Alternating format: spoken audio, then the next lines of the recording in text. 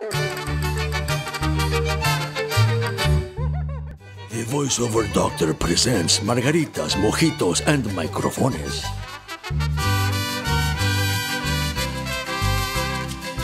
Viva el voiceover doctor. Kal-El, Bogdanove!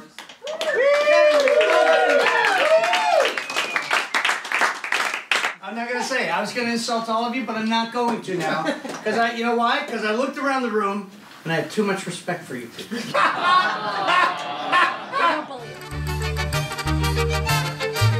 Now, I'm afraid I'm a step away. The Maritime Studies section has overflowed and the autobiographies are in danger of becoming self-absorbed. Keep an eye on things and be on your toes. The library is full of strange and unpredictable magic. That's deadly serious business. It's your responsibility, and you need to let this child know how much more important the work you do is than what they're about to do. Okay. Here we go. So you can be deadly serious through that, and that way you get to be cautionary on the tale. Here we go. You're a puppet, Angie. You're a damn puppet. You think you're so smart, right? With your transistors and your circuits and whatever the hell else they built you with. Fuck you, man. God, this is fucking pointless. Awesome. So that physicality that you're doing now, I mean, you started out with a little bit of hands to the side, a little movement. If you take that, it really, really comes to life really, really well. And there's no reason not to make this space whatever space you want to do it. And that was fantastic. It was great. Come on in, man. We bring you really great teachers and serve you really shitty tequila, man. I'm telling you. Listen, this will be the last margarita night that we have. Cuervo, Jose Cuervo. From now on, we will have a Blanco tequila from now on. I don't know what that means, but all right. Margarita night. It's a good thing. It's a good thing. So, questions? Yes, sir. How much casting on top of directing do both of you guys do? At Disney, I have a lot of say in casting. At Blindlight, I have virtually none, except to say that those are the two companies I work for most. If you let me know that you've had a Blindlight audition, and you email me, and you can send them my email and stuff afterwards. I will, and you remind me of who you are. Margarita Night, and I'm this person. I will happily shoot an email over to them and say, hey, I did a workshop, and so-and-so was tremendous and has my endorsement, whatever that's worth. And I'll happily do that for 15. I gotta teach you how to do this. I do a lot of casting as well, especially on most of the game stuff. I do, and I do it regardless. A lot of different clients have different needs, but for the most part, we were just talking about this in the last session. You get a lot of reads. Now, I really prefer to, when I'm negotiating with the client, if we have time to do a callback, like an in-studio callback, that's what I shoot for.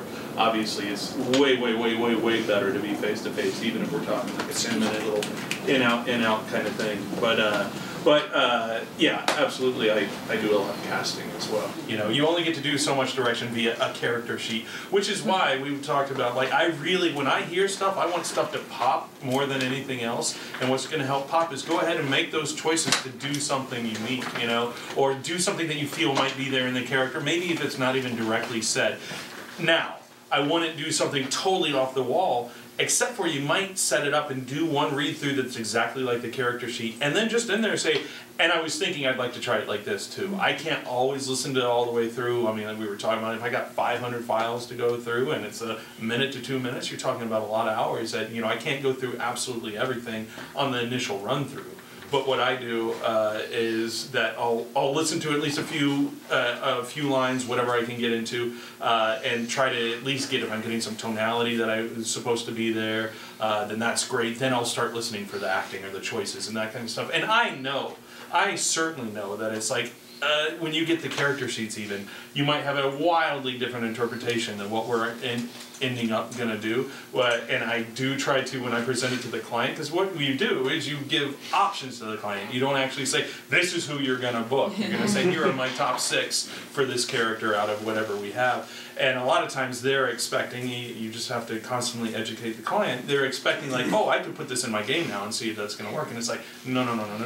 What we're looking for are what choices were made so we know we have somebody who's thinking about it, invested in it. Like, I want to know that you're invested in the character and the idea of this thing, and you're not just going through, even if you are doing your 3 hours and on a Wednesday to go through what you have going through, I don't want it to sound like that. I want you to at least have made a choice. You know, so it's much better to make a choice so that it sticks out to me. It's like, a choice has been made. I will listen to this. You know, if that makes sense. So I'll add to that 2 things. First and foremost, yeah, I'm always a fan of send 2, because if I'm listening to a bunch and I get through one and I don't want to hear another, I'll just hit the down key, and you haven't lost anything.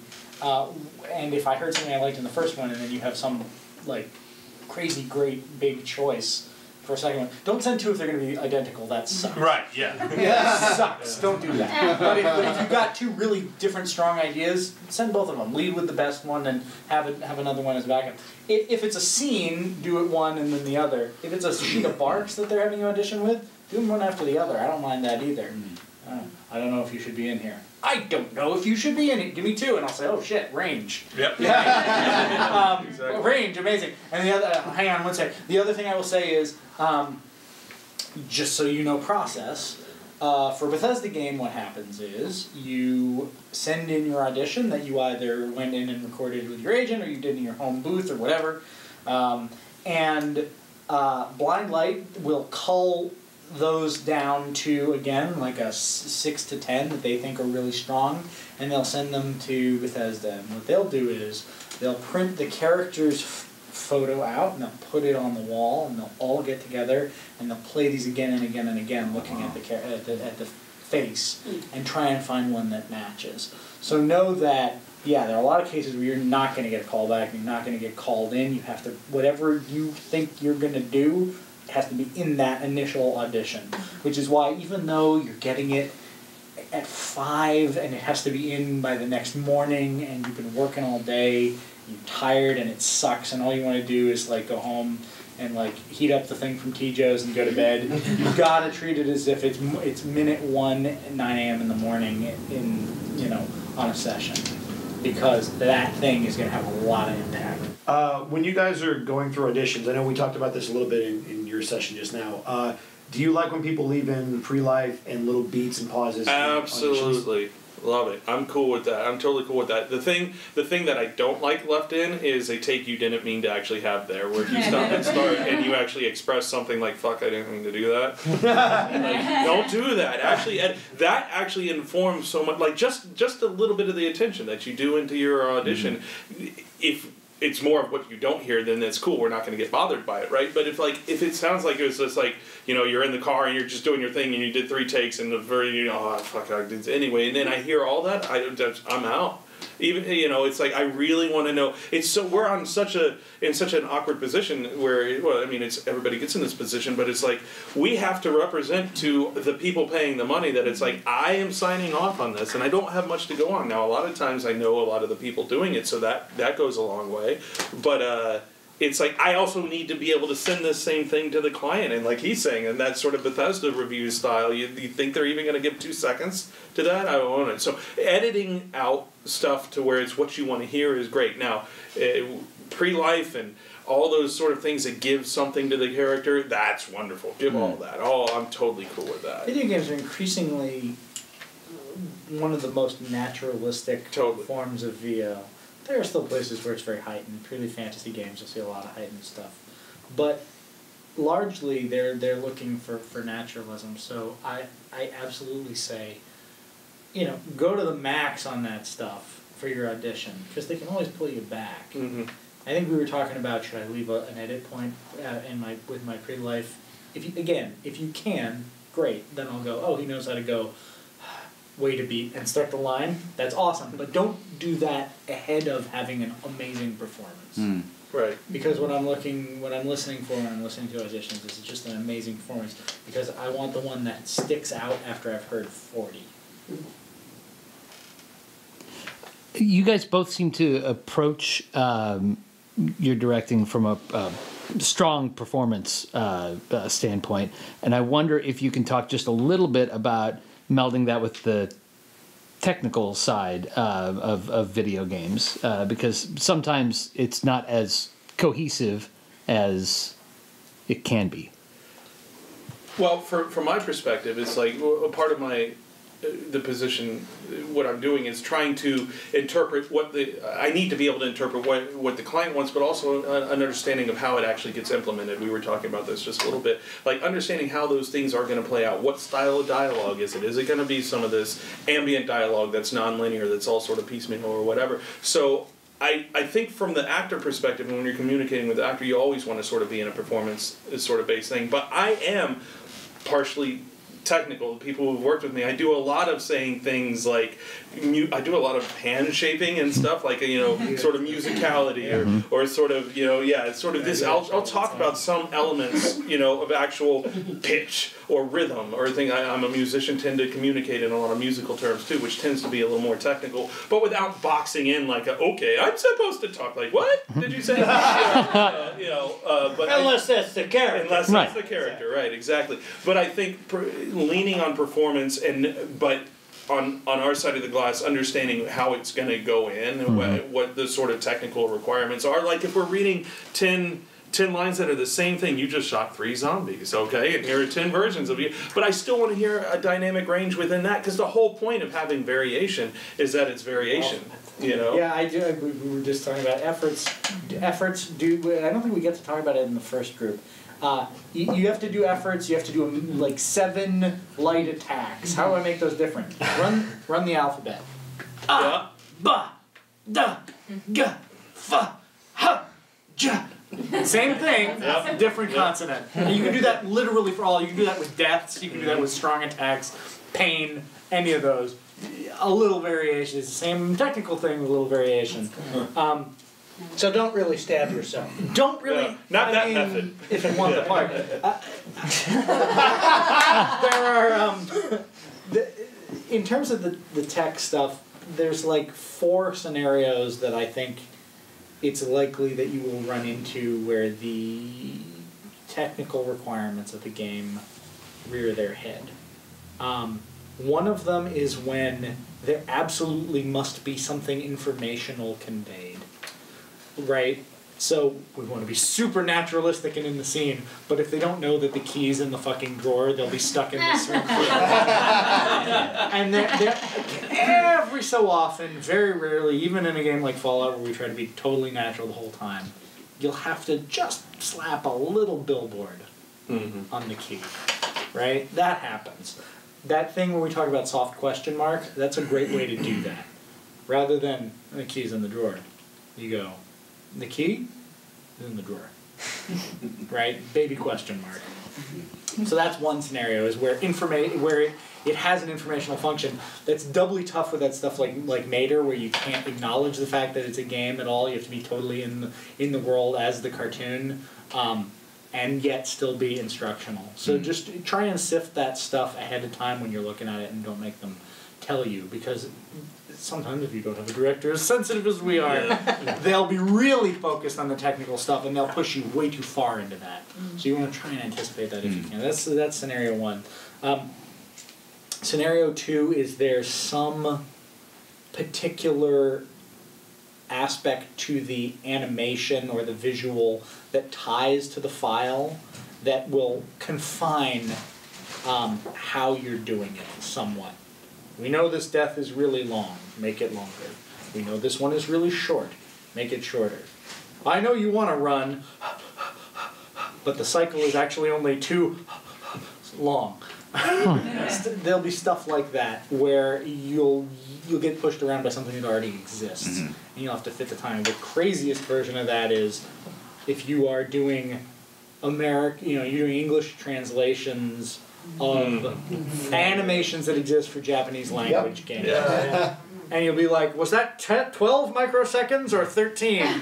I don't know. My buddy Chris Viola, who came to the last one, is the king of getting those right. For whatever reason, he's like the Japanese game company whisperer. He did like 6 months of that he was ready to blow his brains out. Like, read the file now, check it against the file, and while we do that, we'll watch a kitten video, and then just a million hours of this. So that's a thing that you'll have to jump into. And then the only other, I guess the final scenario would be, you will probably run into,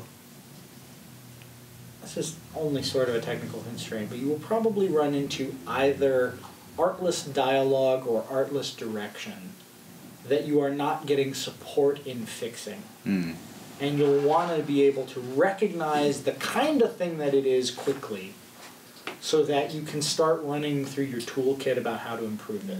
Because the absolute last thing you want to have happen is that you're very happy, you've booked a job, the writing is dog shit, and when people hear it in the game, they think, "Well, that actor sucks." Yeah, we were talking about that. Yeah. Right? Yeah. So part of the reason that I overrun way too long in these sessions is because you'd have like specific tools, really concrete stuff that isn't about what am I feeling, that's about like, fuck, how can I add a tiny question mark to this to make this work, make it sound natural. You should, if you can, before you go into every session, it'll become like second nature over time, but just prep your toolkit. Remember, how are the different things I can do if we're getting stuck and they don't know how to give me the thing, the rung I need to grab. How do I make my own that? And to that point, I would say definitely, and you have to find a balance with this, ask, like, hey, I have an idea, or can I try this? I want to try. We talk about, we want you to bring something to us, and we're in a position where it's like, we want to play with what you have. We want it to become real to you or whatever, but especially if you're in a situation without a director and you have 3, writers and an audio director there or something like that, and they're all over the place, even discussing among themselves completely contradictory things that are coming at you. And God forbid they haven't hired one of us, right? They've got the writer in there who's never worked with an actor, he's read about actors but never seen one, and he wants to shove his hand up your ass and move your mouth. No, like this. Right. Do it like that. But then the crap version, but then say, hey, I have an idea. I got one more. I got an idea. Definitely. I got an idea. It's great. I'm always happy to hear, hey, do you mind if I give you one more? Yeah, I mean, because when I was working with you, that was the most fun of working with you. Yeah, I love that. Yeah. Because sometimes sometimes I've got a good one in my mind, and I've gotten it. But you actually, because it's your fucking job and you're awesome at it, have a great other thing. And I would never know. I'm ready to move on, and you've got a great, so definitely say, hey, I got another one, if you don't mind. See, now I saw that as a shitty direction, and let me fix right. it. That's how I saw it. I mean, the actors. Yeah, do you mind if I make that not Of course not, I'm joking. Please, go ahead. Did you have No, that's the... You mentioned that toolkit. I was just curious if you guys knew of any sites or books that you think have great examples of those toolkits, or if there's things you reference or recommend. I think we should write one. Yeah. I'm honest to God not aware of a book about game video. It has evolved so much in the last couple of years. If I might add to that, though, I mean, a lot of it is, again, working with Cal was really the first big video game I ever did, and I think I did okay, and that what I think that came from, though, was 30 years of acting.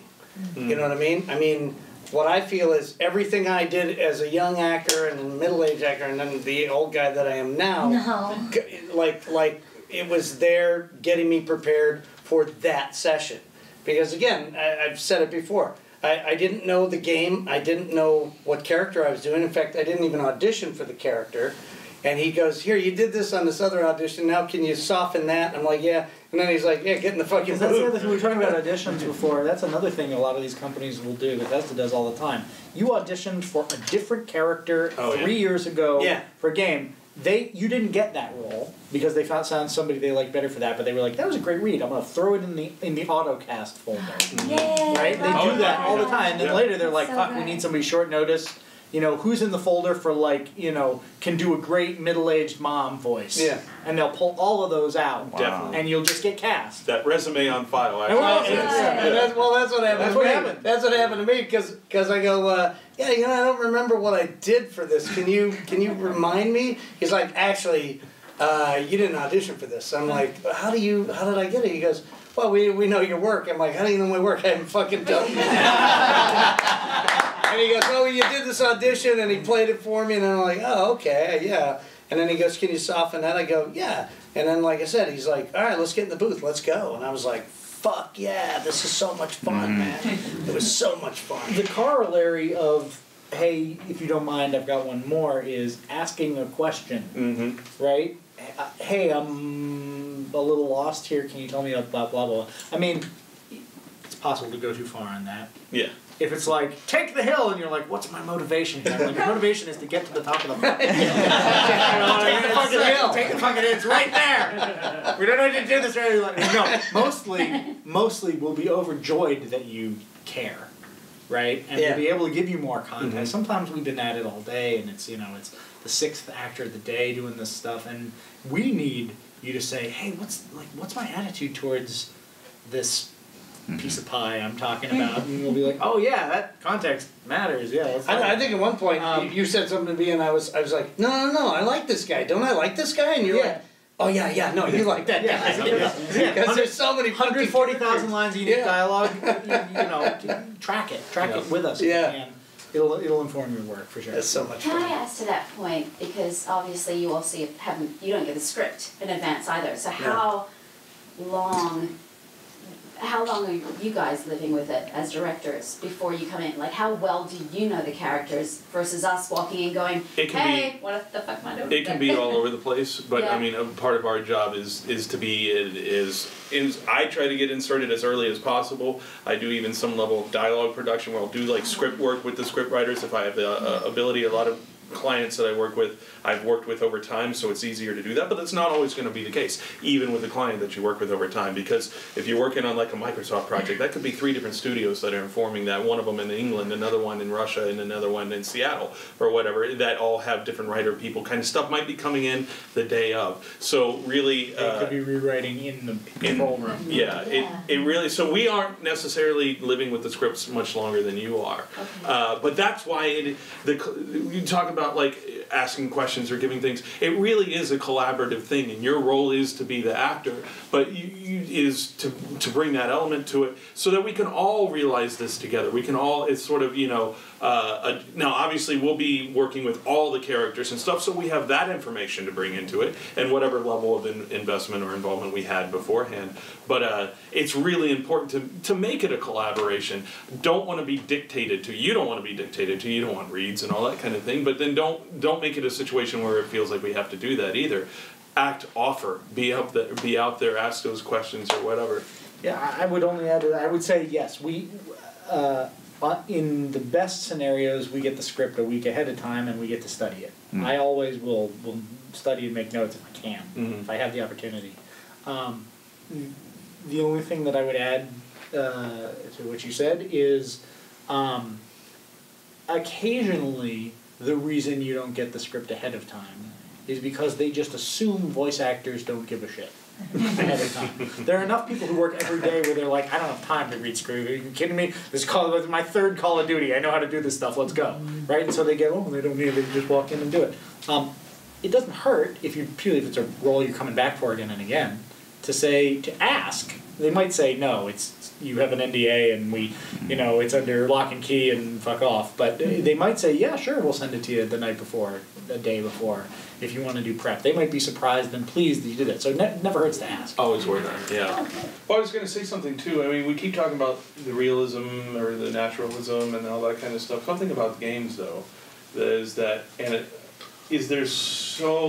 everything, right? So there are the especially if you're doing like a Japanese game that you're putting, doing English localization on or something like that. That's going to carry something so not typical to or something that's really tightly in its place. Or like what we were doing today with the janitor character, right? I mean, we had everybody do the same part. It's the same freaking information, but we had everybody give some sort of different performance to it or whatever. So there is that mode of being able to take things, even if it is in an archetype, that definitely makes sense to have archetypes. But I just want to make sure that we understand that games, because you get this notion, you'll have people that'll say, games, oh, so you're just yelling all the time, because they think of games as like a Call of Duty in the battlefield or whatever. But it could also be just a simple little. I just finished up a game that shipped with Oculus Rift called Lucky's Tale, and Lucky in there doesn't speak any English at all. We finally went with no English, and we did so many emotes, all with nonverbal emotes, but we developed that character, and it's like, where would you put that archetype? I don't know. But having this was performed by Debbie Derryberry, who's incredible. She's great, and we really explored how far we could push really detailed emotions in nonverbal stuff. So it's like, games are what allow you to do that kind of stuff, And so I would think that it would behoove you too, especially in demo reels. We haven't talked about demo reels and stuff, and the idea of making demo reels focused on games is a good idea, and that's where hitting some of those archetypes that hit in games and some of those yelling stuff makes sense. But if you can hone in on something that you do, you can go anywhere in games. So it'd be really great to have something that would be sort of nonverbal, emotive sort of things on it. Well, I don't think I've ever heard that, unless we're talking about creature effects or something like that. People used to do their game reel and their animation reel is the same reel. Thing, yeah. Don't do that anymore. Yeah. Because games and animation are increasingly animation is wackier. Yeah. Even a show, like Rick and Morty, which your illustrious professor was on. Even a show like that, which has some really naturalistic sort of downtone, people talking to each other moments, also has some really big goofy stuff. And a lot of your animation reel is going to be like your different silly kid voices and all that kind of thing. That's all great stuff to have. But I think it makes sense to separate it out from your game reel. How long should the game reel be? Every reel should be 2 minutes and 30 seconds. It should be representative. Don't make me bored. It should be representative. Lead with your best foot forward. Don't let me get bored. Don't repeat yourself. That's the big thing. And don't go on too long in any way. And don't do something that you actually can't do fully. Yeah, right? yeah. Don't do an accent yeah. that you've got this one line down in an accent. There are people who, there are voice actors who do a million different things. And a million different, you can never tell the same, you wouldn't even know it's the same person. And then there are people who just do what they do, and they do it awesome. Really well, yeah. No, one is not better than the other, but just know what you can do and what you can't do, and don't try and push something that you can't do, because that'll get in your way if you do this other thing really, really well. Mm-hmm. But yeah, don't repeat yourself. As a guy who makes demos, thank you.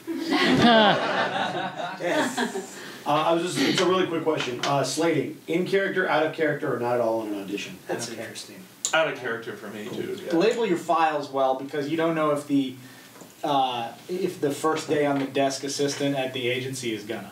And I will tell you this about just a little anecdote. This would probably never happen, but it's a fun anecdote, and it just happened. On Slating in Your Natural Voice, there was a character I was casting for just recently that was supposed to have this sort of regal approach to it, and he slated much better than he performed the rest of the... because he made a choice, and it was just like, that choice is wrong. But I heard it in his slating, and it's like, oh, well, no wonder why we were asking for you, because you obviously have the tenor that we were looking for, or whatever, the timbre. And so I actually asked the agent, I said, I want a performance just like his slate, and then he got cast for it. And that's how it works. So there's a chance to go a little extra real. So you get a couple extra little things in there if you do it in your natural voice. So wait, I'm confused. So you said you don't care, or you do? Oh, I'd rather just slate in your natural voice. And how do you like the slate? Just like tone, or like, hi? No, don't have a conversation. Don't have a dating, sort of. Hi, I'm so and so. No, just it's like, dating. Sort of like, no. You want it to be just say your name, say what you're reading for, and go on. And there you go. Especially if you're going to do 2 reads, say this is read number 1. You know, let us know right away that you're going to do 2 reads, because I can't know that you're going to do 2 reads. You know, and so it might be good at the top to be, you know, read 1. Right. You know, and That's smart. Time for one last question. Oh shit. It better be, man. It's got to be good. You? Oh, I don't. Well, it's not. No, she knows. So I tend to. I'm usually coming in from a mocap place, so I'm a little bit backwards. But I've seemed to notice that the games I'm working on that are like US or UK are very cinematic and very kind of open to just a real performance, whereas the Japanese games tend to have very specific styling and almost like an anachronistic. Like they haven't quite. It sounds horrible when I say it, but like it's almost like they haven't evolved cinematically the way. But that's definitely. Sometimes it's an aesthetic choice. Yes. Yes. This ties into something I wanted to say further about the archetype thing. To Kevin's point, your job as an actor always is to tell the truth, right? But what that is for each project is different. So when I say, you know, when I talk about having an archetype in your back pocket, or when you talk about working in a game with a heightened aesthetic, what you're doing in either case is you're assessing what your role in this entire project is. Like Meryl Streep, she does this all the time. She can do Mamma Mia, she can do Sophie's Choice. She knows what the whole picture is, so she can figure out where to fit herself in. And so even if the tone of the game is wacky, you want to adopt that aesthetic, and then inside of that find something real. Mm-hmm. Same thing for if they want you to be. They want this Captain America type of character. So then what you want to do is go inside of that and find the unexpected thing. The more you can think about these things and sort of know in advance, the better chance you have of doing that. So that's another place where asking questions will help. What's the tone of this project? You see something like Sunset Overdrive, right? That's a screwball comedy video game, right? But that doesn't mean that if you're a character in that and some other character that you care about is in danger, that you have to treat that like it's ridiculous. You can still treat it like it's serious. Mm-hmm. You gotta kind of know in the context of the whole game where you are and what you're doing insofar as it's possible. So the best way to do that is to ask questions. So absolutely, sometimes you'll see, you know, you'll get a game from overseas, very often from Japan, sometimes from Europe, where they want it to sound like a video game from 1998. Right. That's a great opportunity to see if inside of that aesthetic you can find something unexpected. Mm. It's also a great opportunity to do that thing of hit it the way they want it and then say, hey, I got one. Try something else. Yeah. In general, in the booth and in your auditions, try and look insofar as it's possible at that pace, try and look beyond the first thought. We had this great moment. Give me your name again, I'm so sorry. Larissa. Larissa was doing the librarian thing that we had in there, and she got to the point where she's like, that's the Book of Little Tricksters. I know it looks cute, but it's very devious volume. I've heard that line now done by like 10 actors. She was the first one to scold the book while she was saying it. She just had this great choice where she was like, it's a very devious little bad dog, right, to this book. And that was like 6 thoughts deep. I've heard these lines a dozen times. I never would have thought to do that. It happened on like the 3rd take or so, and it was because she kept pushing, looking for something new. So even if you got a perfectly excellent A, if you have the opportunity to do a B, look for something that's against expectation. Art, man. Art, man. Kal-El, Bogdanove.